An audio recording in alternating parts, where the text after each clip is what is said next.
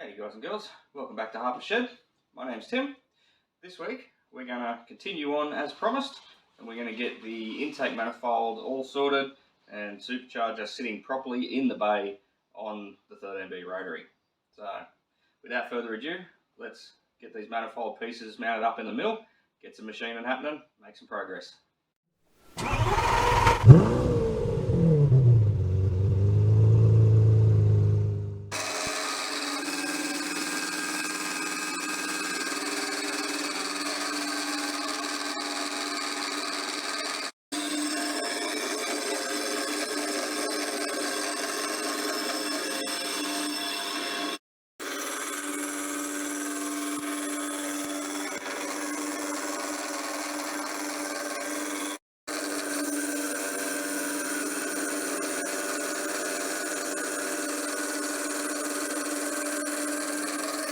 Okay, this is where we're up to after machining the two surfaces. Done a little bit more blending just in and around just to try and get it so it lines up properly. And I did test fit it back on the block and it fits perfectly. Don't mind the noise. So I still need to cut some sections away here, and then I'll have to weld them and sprue them and take the opportunity while the manifold's still in two parts too, and I'll do some porting and some cleaning in the runners, and then it'll be right to weld together. Now I got some 100x10 flat bar was the easiest way to do it. So in order to make the plate that the charger sits on, that's going to get welded onto the top of this, I'm going to cut two strips, 50mm, one at each end, and then we'll have longer sections coming down either side. So it'll be made out of 4 strips, essentially. And that'll leave me a nice void in the middle, which will save extra work having to cut and grind it out anyway, because it'll... Okay. And after a lot, and I mean a lot of grinding, that's what we've ended up with. So we excavated all the material that was out here, which is all EGR bits and bobs. That's all been removed, and you can see the shape of the runner all the way through, primaries obviously, and same in here, all been taken out. This was a vacuum section where the big pipe was off the end, and this side's been mostly cleaned up. So it still looks a little bit rough, but I'm going to spend a lot more time with a little flat wheel like these little doohickeys, and that'll clean all the surface up really nice. And I think what I'm going to do, once this manifold's all said and done, all welded and completely finished, I think I'm actually going to send it out and get it ceramic coated. So they tend to give a really nice surface finish, and you know, it keeps a bit of engine bay heat and whatnot from soaking, which, I don't know, might be a little bit of a wank really, but it's good to say. Good for forum points anyway. So yeah, that's that section. I'm going to make a little gasket, or fake gasket basically, that gives me my locations for my ports, because I have to transfer that onto this surface, because these ports don't exactly line up with these ones, and I need to know where they are so that I can port match them before I weld it together. Obviously once it's welded together, it doesn't leave me with a whole lot of options. I'm going to smooth out any casting defects or anything down in these runners before I weld it as well. I'm not going to go crazy porting this side yet, so where it actually meets up to the housings. I'm not going to go crazy porting this side yet until I get the engine apart and purchase some porting templates, because yeah, I've never ported a rotary before, and I would really like some templates and some more research before I go ahead and hog out too much material out of these and possibly make a big error that I can't fix. So that's where we are. There you go. So this is the little port template. Just a bit of paper. Just went round, held it on there, and went round with a dirty finger, and it made the line. It's pretty good. All I really want to do is make sure that the holes in this, when I weld it together, so I know that this edge and the same corresponding edge on the manifold on the lower half, they meet up really nice on both sides. So I've got a good location, and the center bolt as well. So I've got a good location for it. All I need to know is that when I do weld it together, the ports are going to be lined up somewhere near it, so I don't have big steps and everything. So if I bring that over to there, and get the camera in there, and sit it somewhere where it needs to be. Come on, hard to do with one hand. It's a bit hard to show, but what I actually need to do is I need to bring that one backwards. That one's got to come back, and so does that one. And that one's actually going to overlap a little bit, so I'll have to come back as far as I can. Obviously I still need some wall thickness there to weld, so we'll get the die grinder out, move, essentially all these edges have to come back, probably, I don't know, 3 mil, 2 to 3 mil. So I'll do that, I'll bring them back, I'll bring that one back as far as I'm comfortable with, still leaving me enough wall thickness to weld. And then then we'll just clean the runners up a little bit, and put the two halves together, and weld them up. Finish product before they go together. Probably could have, well, I mean I could go further, but it's just not really that much need for it. So it's down there, smoothed out, not bad. Removed all the casting marks as deep as I can go. I mean, there is still some down in there deeper, but you got to stop at some point. So a little bit of a bevel just on the edges, bit of a radius on the edges, just to said if the ports don't completely line up, at least the airflow won't be hitting, I mean it's coming out of this anyway, but at least the airflow won't be hitting a sharp edge. So same down in there, cleaned up. They're not, could have gone further, but as I said, you got to stop at some point. So a bit of a radius on them all. So yeah, clean up, acetone, wire brush, and start welding.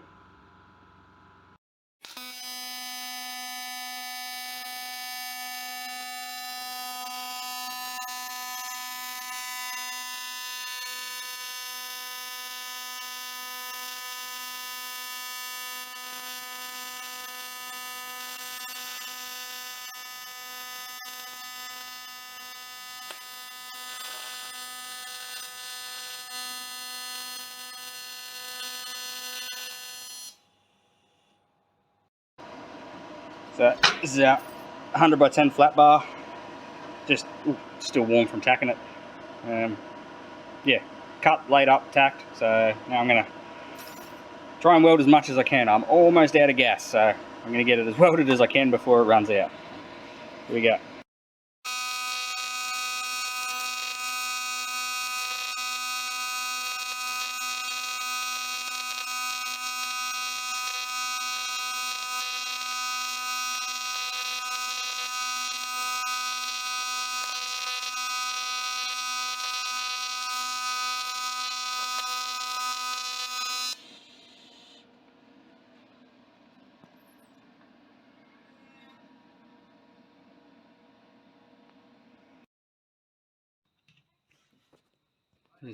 There's the mock-up. So it's tight. It's going to take a bit extra work, but essentially I've got some scribe lines in there where it lines up. The blower's got to screw around a little bit. It's sort of sitting a little bit this way. It's got to come around a bit.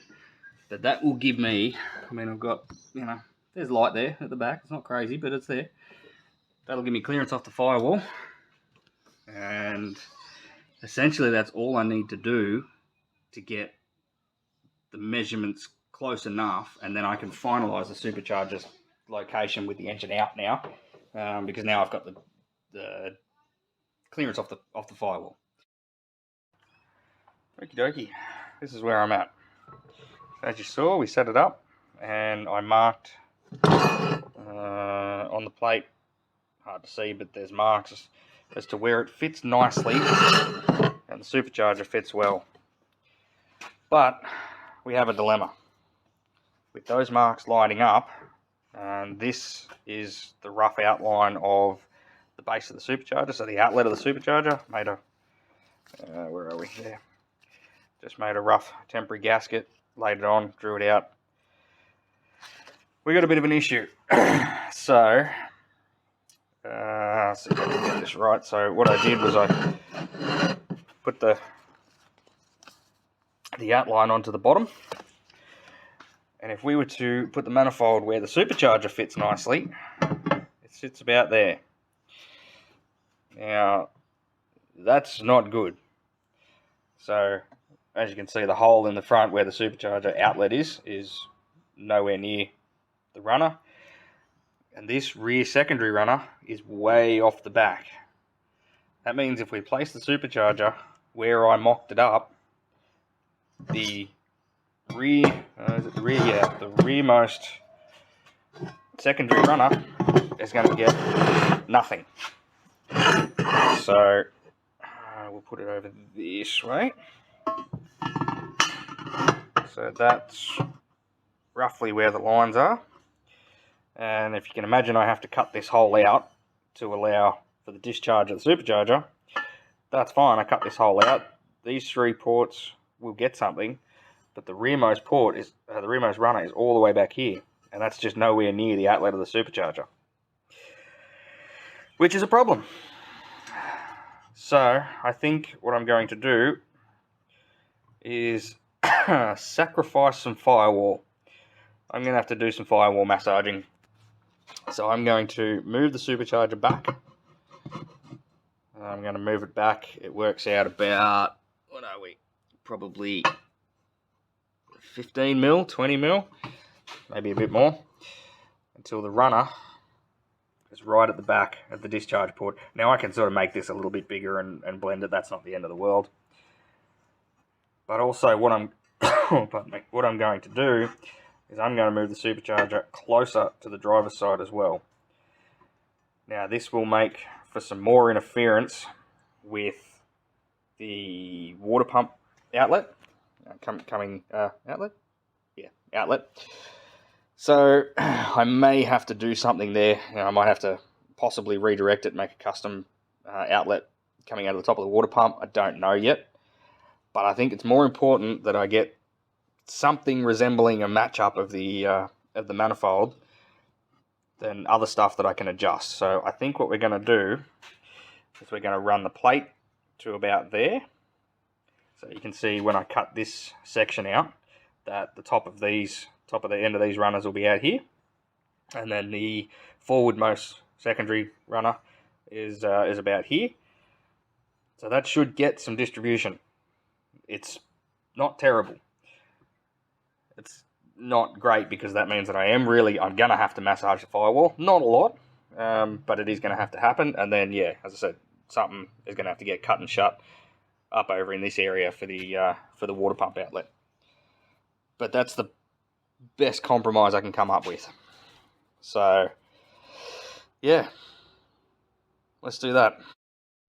Okay, there's our square hole round peg situation. So it's moved back, forward, back, yeah. So it should have sat about there, and about, where are we? About there. But I'm going to have to move it back and towards the driver's side, run it about there. So I'll have to make some blanking plates that I'll put on the underside, and then I can scallop them out. That'll be for in there, and then in there. And I think we will remove material all the way through there to open those all the way up, open that all the way up, and obviously same with that one all the way up. And then I'll have to make some blanking plates, so I can get the light on it. Blanking plates down in here, so that all the air goes in and down. Not the most efficient manifold, I will agree, but not terrible. I've seen worse. So, alright, let's get to it. I think I'm going to get the plate square the edge of the plate, I'm going to get running parallel with the edge of this manifold, and then the plate will be square to the engine, and then I'll get the supercharger square to the plate. So that should get it well and truly good enough, or it should get it right really. So we're going to do that. I'll square the plate up, tack it, and then we can start making infill plates, and yeah, start getting this thing one complete welded up unit. So I thought I'd turn the camera back on and give you a little progress update. So this is where we are. Now I'm not finished. I still have to make some little plates to go in here, and then weld them in. And then once they're in, the manifold's sealed. So I sort of done my best. It's a bit shiny, it's not showing up on camera particularly well. Done my best to try and turn it into a bit of a plenum, so all these have been knocked down. Let's see if we can get some perception.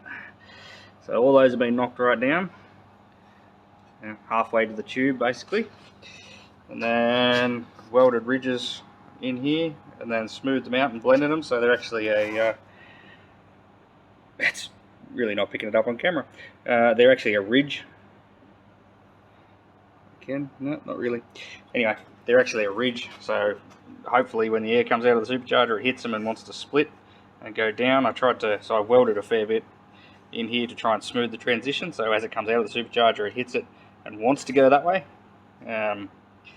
It's, you know, it's still a square peg round hole sort of setup, but I think it'll be fine.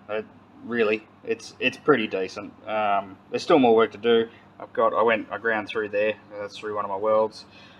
We've got a little crack forming in this corner here. That's because I'm tipping heat stress. So when I welded these, I welded the plates in behind there, and then put a lot of heat in them and welded all three of those. I'd say it's probably pulled the casting and caused it to crack. So I'll come in there and I'll grind them out, and then see if I can pick them up. Yeah, so there's a crack there and a crack there. So I'll grind them out and then weld them back up and then smooth them again. But essentially that's the shape of the plenum. So it's almost done. That's welded all the way around. Not some of my finest welds, but you know, it's cast. It's an old cast manifold. So it's always going to be tricky. There's, you know, some inclusions and it's not happy really. Some of it welded alright. I mean that bit there is not terrible. It'll clean up okay, but yeah, welding welding old cast is not easy. So, and I'm by no means a expert welder. I'm pretty good at it, but I'm not an expert. So, but that's where we're at for the moment. There we have it. One Eton M90 to 13B 6-port manifold. That was a lot of work. Probably didn't quite come across like it on camera, but that was a lot of work. All I've got left to do is I'm going to machine this plate flat because she's all a little bit wonky from all the welding that we did, and then I'm just going to drill and tap all the mounting lugs for the supercharger, and then supercharger's done. I do need to weld up just a hole, one hole there, one on the other side, and then in the next episode I'll make the new bosses for the injectors that'll get welded. It'll get welded down on the primaries down here. So, but that'll be in the next episode. But that's there. We will still have to do some firewall work. I think I'll almost get away with just being able to cut the rib away and then weld the plenum back together. And I can machine a bit of material off this back flange and then a bit of material off the flange for the elbow where it bolts. And I think we'll be in pretty good shape. And all that work wasn't for nothing. The bonnet shuts. And there's clearance. I've been up under it and there's actually clearance. So there we go. Now, granted, I don't have the heater cooler plate under it. So that'll obviously take up a bit more room. But I'm happy with that. That's great. And because I had to move the supercharger back to get the ports line up, the pulley alignment is a fair bit better. So I may get away with, I'll have to machine a custom pulley anyway, but I might be able to get away with just machining a custom pulley with an offset that brings it further back on the snub. Instead of having to actually rebore the snub and move the front bearing, I'll just make an offset pulley that sucks it back. So I think that'll work. Should be able to reuse the standard water thermostat housing. Shouldn't be an issue. That doesn't even hit, which I was surprised. I'll cut it off and clean it anyway. It doesn't need to be there. So yeah, that was a lot of work. Anyway, I knew it would be, but it's all good. So, yeah, next episode. Next episode is something that I've been wanting to do for a long time, as you know if you've watched any. This engine's coming out. It doesn't need to be there for the supercharger anymore, and I need to get it out and strip it, find out what's wrong with it, and then I can order parts. So, yeah, you can come along for that ride. That should be interesting. One other note, just want to see what everybody feels with the video content. I've been trying to make it fairly, what would you say, fairly descriptive, quite in-depth, you know, most little parts. Do you like it? Is it working? Do I need to change it? Do you want it broader? Do you want the video shorter? Anyway, just wanted to put it out there. So any comments or anything, just let me know, drop them down below, and we can adjust the videos to suit. And yeah, keep everyone happy, and that way we can get better content out. So, all right, stay safe. We'll catch you on the next one.